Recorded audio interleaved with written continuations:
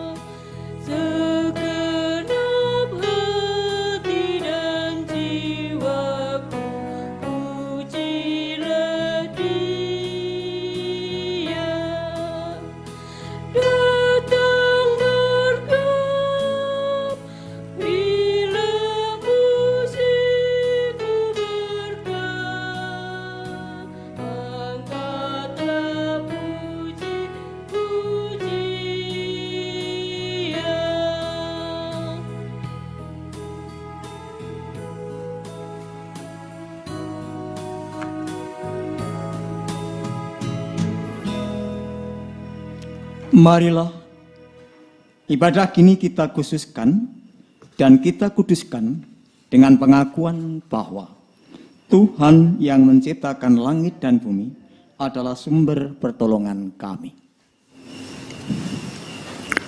Kasih karunia dan damai sejahtera dari Allah Bapa kita dan Tuhan Yesus Kristus ada pada saudara sekalian. Amin.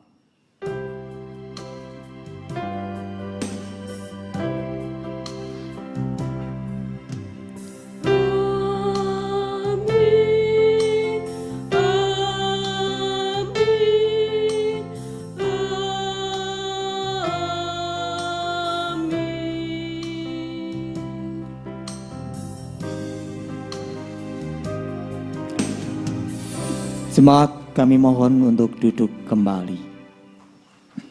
Jemaat yang terkasih di dalam Tuhan, mari kita muliakan nama Tuhan melalui hitung pujian, hitung jemaat 21, bait yang pertama dan kedua, hari Minggu, hari yang mulia.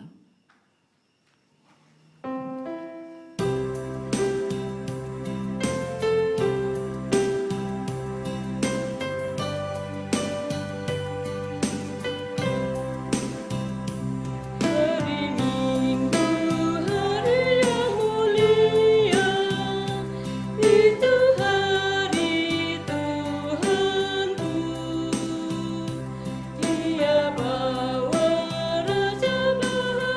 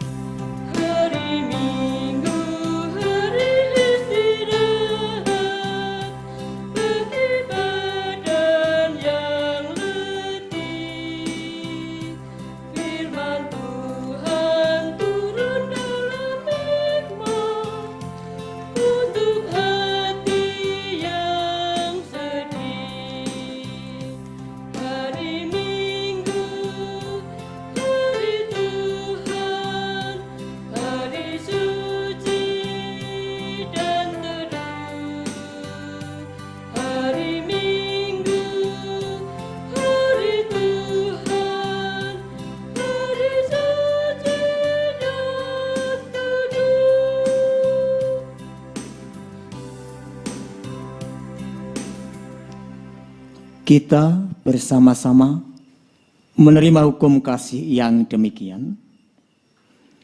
Jawab Yesus kepadanya, "Kasihilah Tuhan Allahmu dengan segenap hatimu dan dengan segenap jiwamu dan dengan segenap akal budimu." Itulah hukum yang terutama dan yang pertama. Dan hukum yang kedua yang sama dengan itu ialah, "Kasihilah samamu manusia seperti dirimu sendiri." Pada kedua hukum inilah tergantung seluruh hukum Taurat dan kitab para nabi. Ketika kita menerima hukum kasih dari Tuhan, saat itu pula kita diingatkan sejauh mana kasih kita terhadap Allah Bapa dan terhadap sesama kita. Namun jemaat yang terkasih di dalam Tuhan, kalau kita mau meneliti kehidupan kita sehari-hari, tutur kata kita, tingkah laku kita, hati, jiwa, dan angan pikiran kita masih jauh dari kedua hukum itu. Untuk itulah, mari kita bersama-sama merendahkan diri kita di hadapan Tuhan Allah dengan menyesali segala dosa-dosa kita. Melalui kidung penyesalan, kidung jemaat 36, bait yang 1 dan kedua, "Dihapuskan dosaku."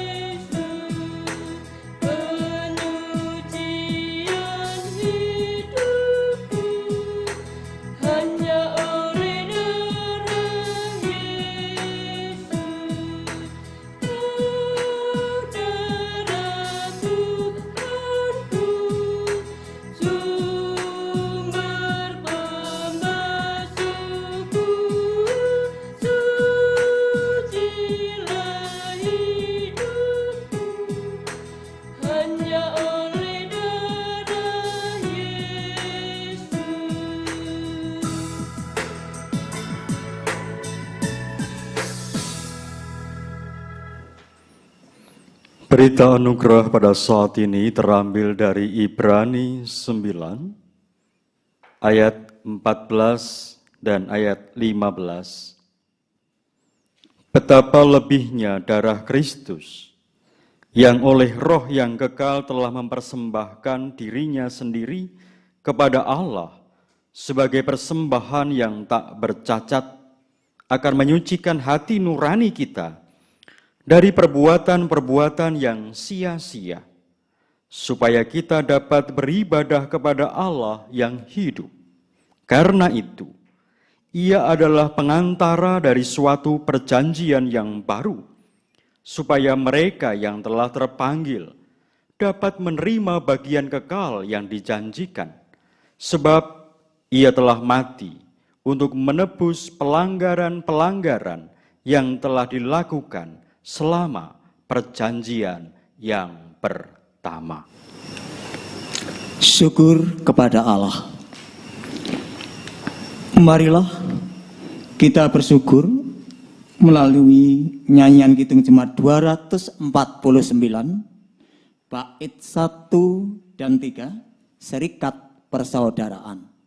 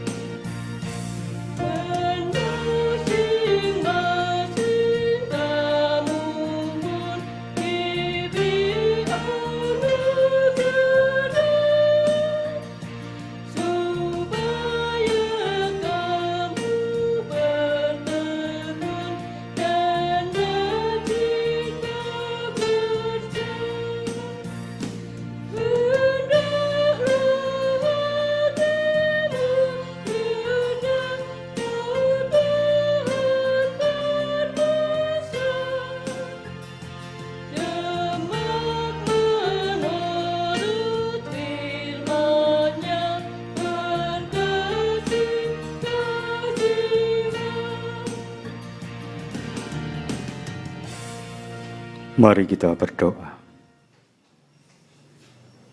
Ya Allah, sumber kehidupan, Allah yang penuh cinta kasih,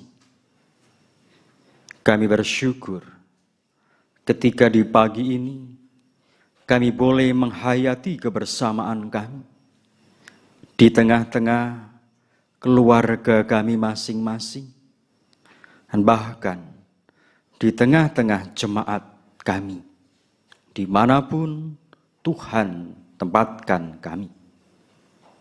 Ya Allah kehidupan, kami bersyukur akan setiap anugerah, pertolongan, karya yang Allah nyatakan bagi hidup dan kehidupan kami ini.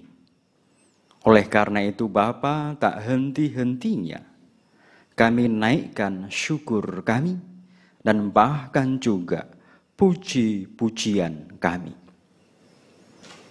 Ya Abah, ya Bapa, kami menyerahkan seluruh warga jemaat.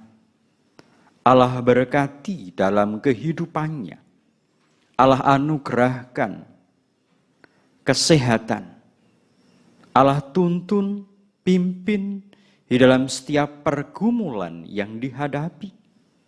Bahkan pula setiap pelayanan yang dilakukan, setiap saat, setiap hari, dan semuanya untuk kemuliaan nama-Mu. Ya Abah, ya Bapa, kami pun menyerahkan anak-anak kami yang masih dalam bangku studi. Allah berkati, Allah tuntun, anugerahkan tanggung jawab, kesetiaan, kemampuan, sehingga apa yang menjadi rancangan hidupnya itu pun tercapai. Ya Bapa, kami pun menyerahkan aktivitas pekerjaan kami. Allah berkati, Allah menuntun, sehingga melalui apa yang kami kerjakan itu, hidup kami senantiasa berkecukupan, dan mampukanlah kami menjadi sarana berkat bagi sesama kami.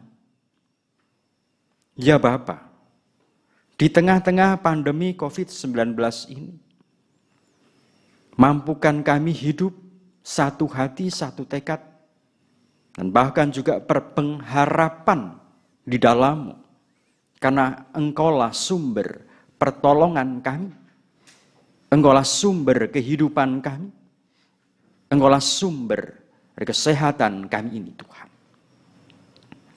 Ya Tuhan, kami pun berdoa bagi saudara-saudara kami divonis terjangkit virus corona.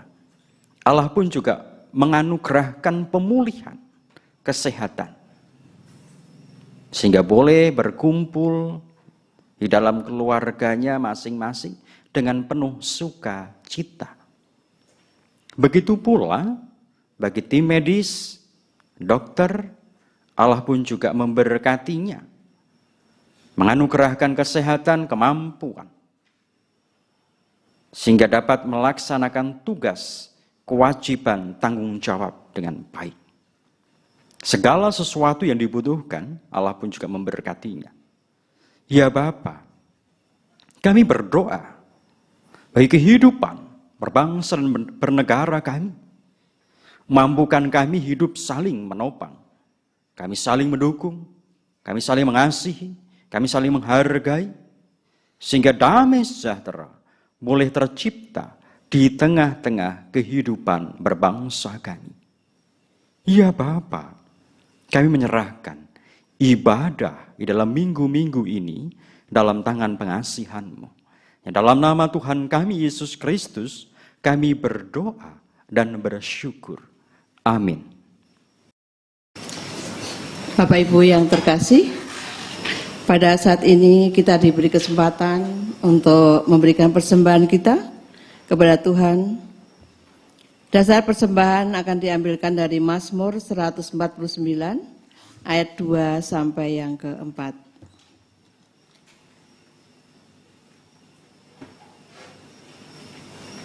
Beginilah firman Tuhan. Biarlah Israel bersukacita atas yang menjadikannya. Biarlah Bani Sion bersorak-sorak atas raja mereka. Biarlah mereka memuji-muji namanya dengan tari-tarian. Biarlah mereka bermazmur kepadanya dengan rebana dan kecapi. Sebab Tuhan berkenan kepada umatnya. Ia memahkotai orang-orang yang rendah hati dengan keselamatan. Demikian firman Tuhan yang kita terima sebagai dasar persembahan pada pagi hari ini. Persembahan ini akan kita iringi dengan kidung pujian 337 ayat yang pertama dan kedua.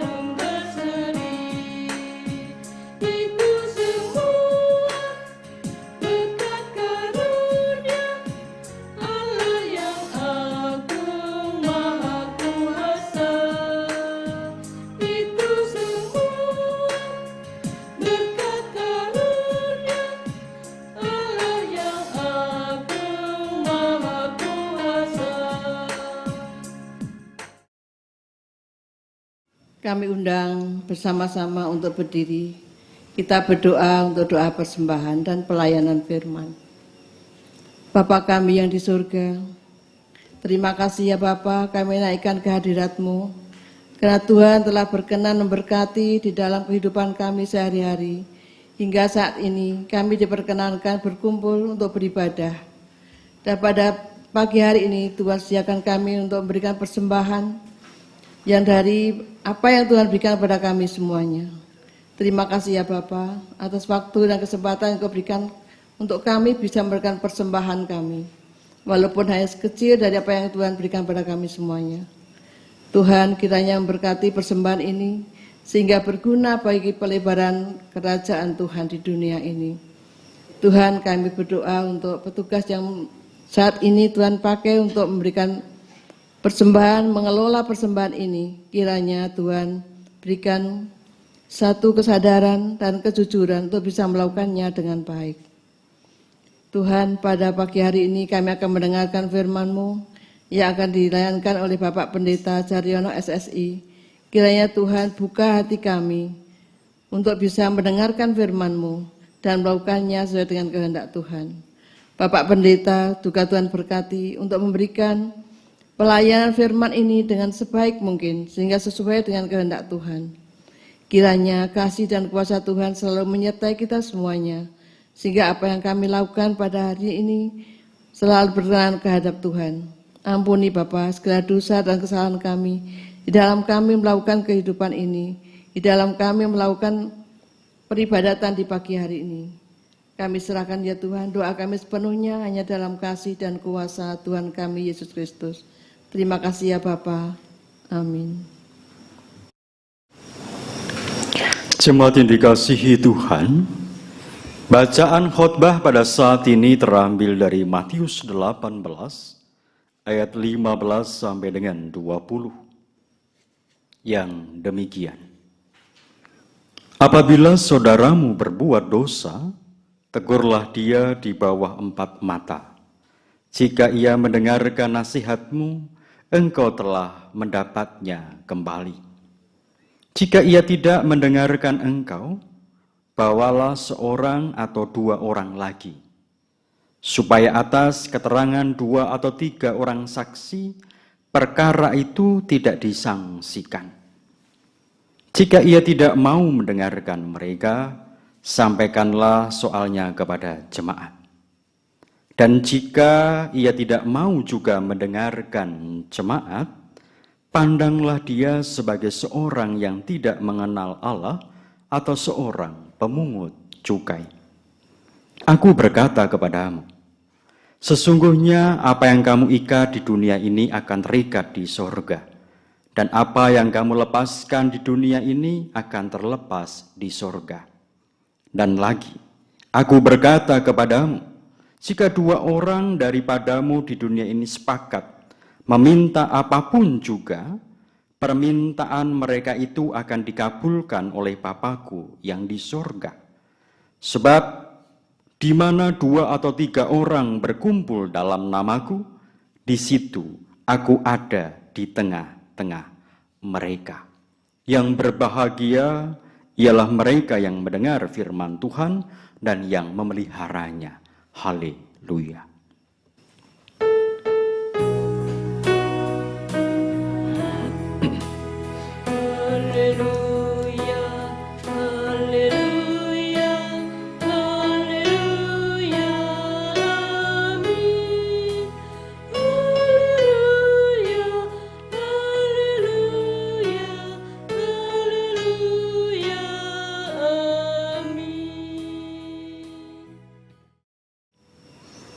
Jemaat yang dikasihi Tuhan, bagi para pendaki gunung, jikalau kita memerhatikan, seringkali ketika mendaki gunung dilakukan secara berkelompok atau bersama-sama.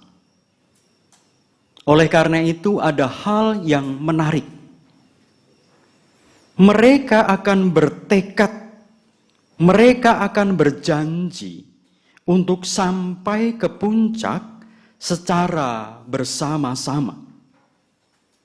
Maka halangan ataupun rintangan akan dihadapi secara bersama-sama.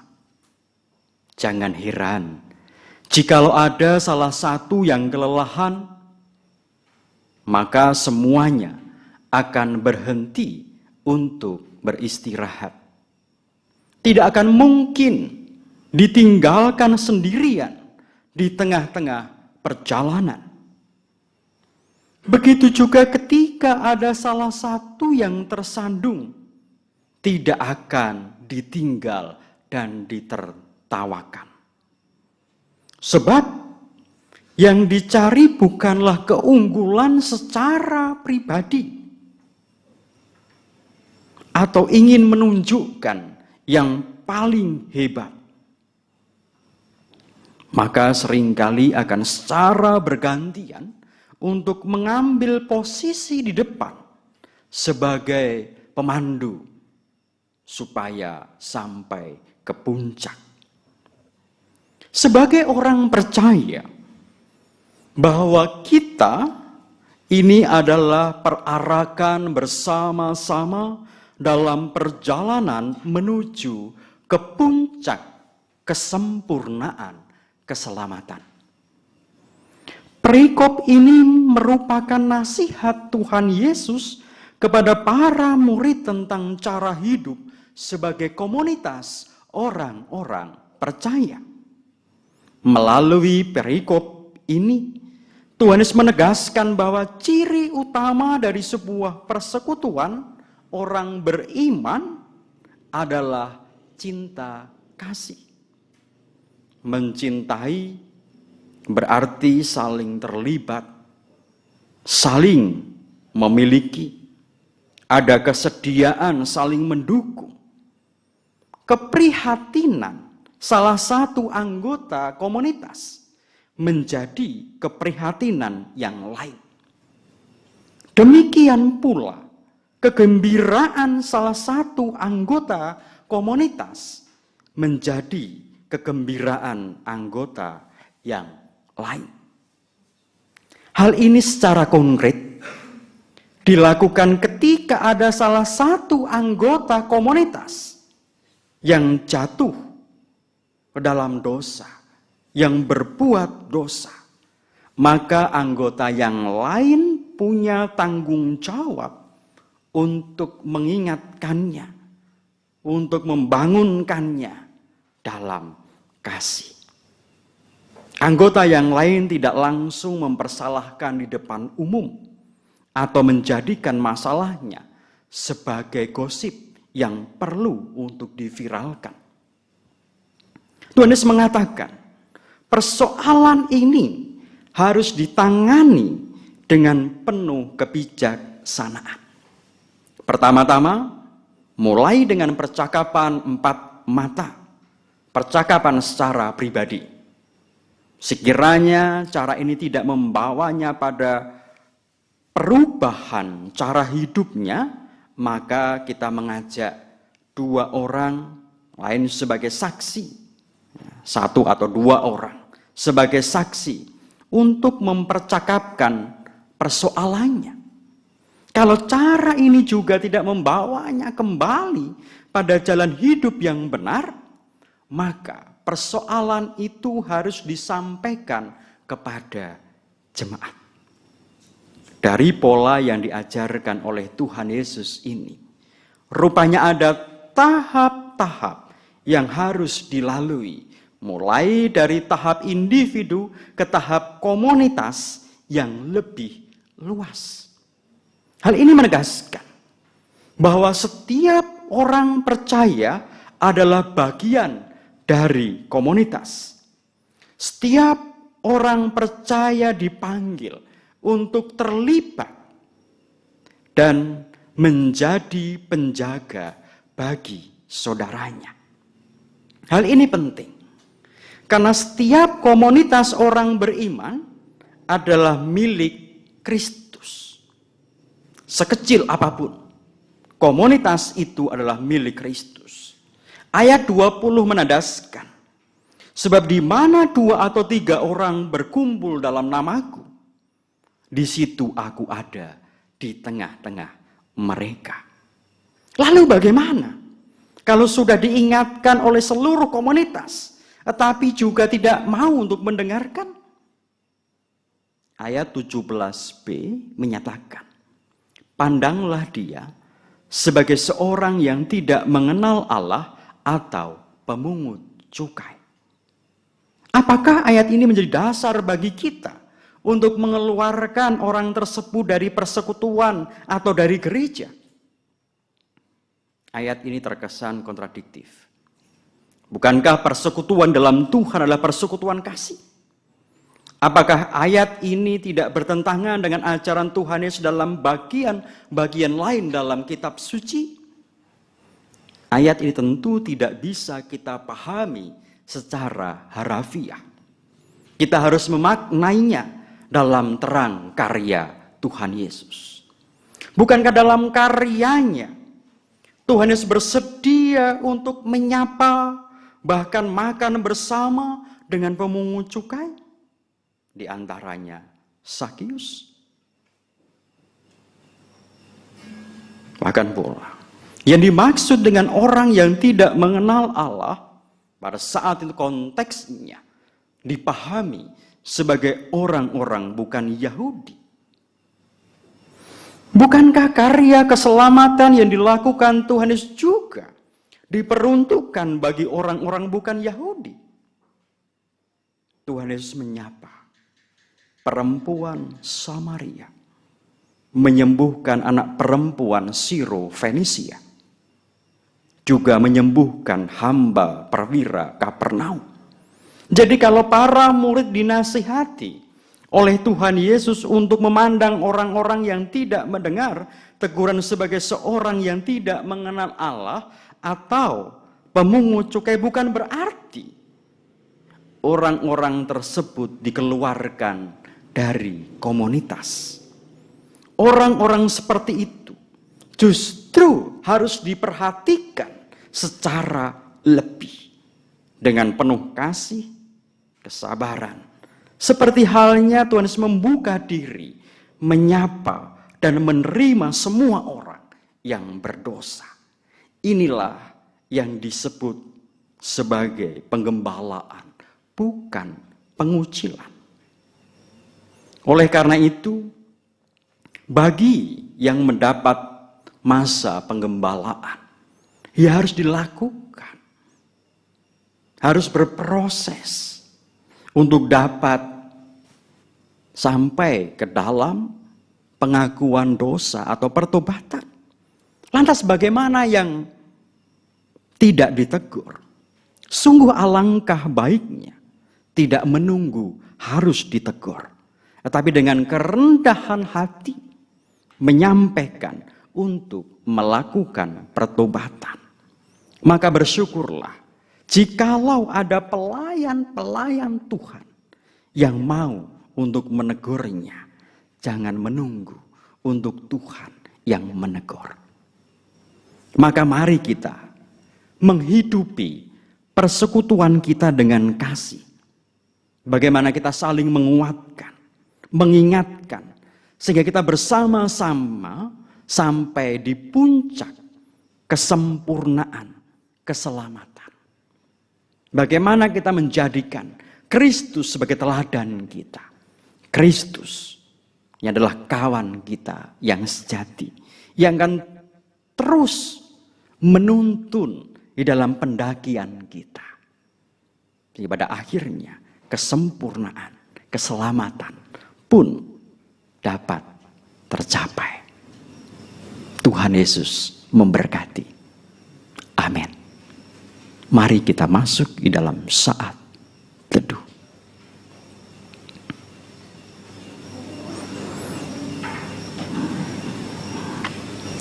Cukup.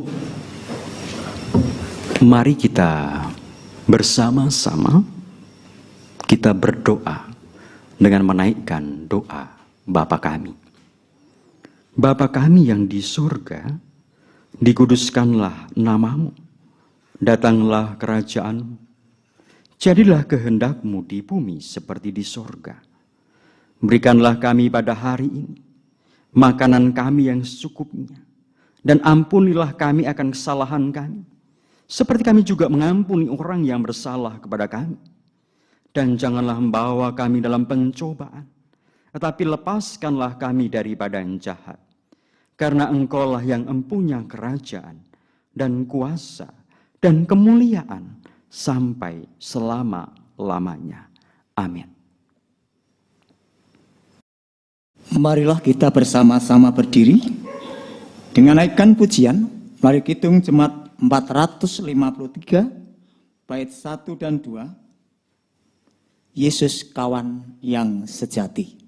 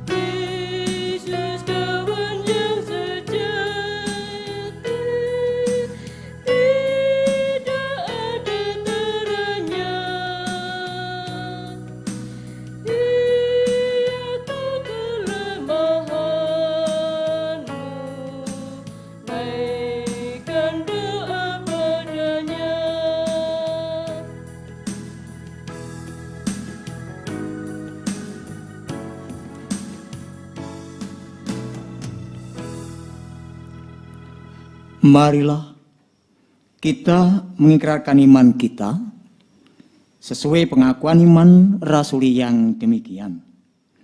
Aku percaya kepada Allah Bapa yang Maha Kuasa, Khalik langit dan bumi, dan kepada Yesus Kristus, anaknya yang tunggal, Tuhan kita, yang dikandung daripada Roh Kudus, lahir dari anak darah Maria, yang menderita di bawah pemerintahan Pontius Pilatus, disalibkan, mati, dan dikuburkan, turun ke dalam kerajaan maut. Pada hari yang ketiga, bangkit pula dari antara orang mati, naik ke surga, duduk di sebelah kanan Allah, Bapa yang Maha Kuasa, dan akan datang dari sana untuk menghakimi orang yang hidup dan mati. Aku percaya kepada Roh Kudus, gereja yang kudus dan am, persekutuan orang kudus, pengampunan dosa, kebangkitan daging, dan hidup yang kekal. Arahkanlah hatimu kepada Tuhan, lakukanlah firman-Nya, dan kini terimalah berkat Tuhan.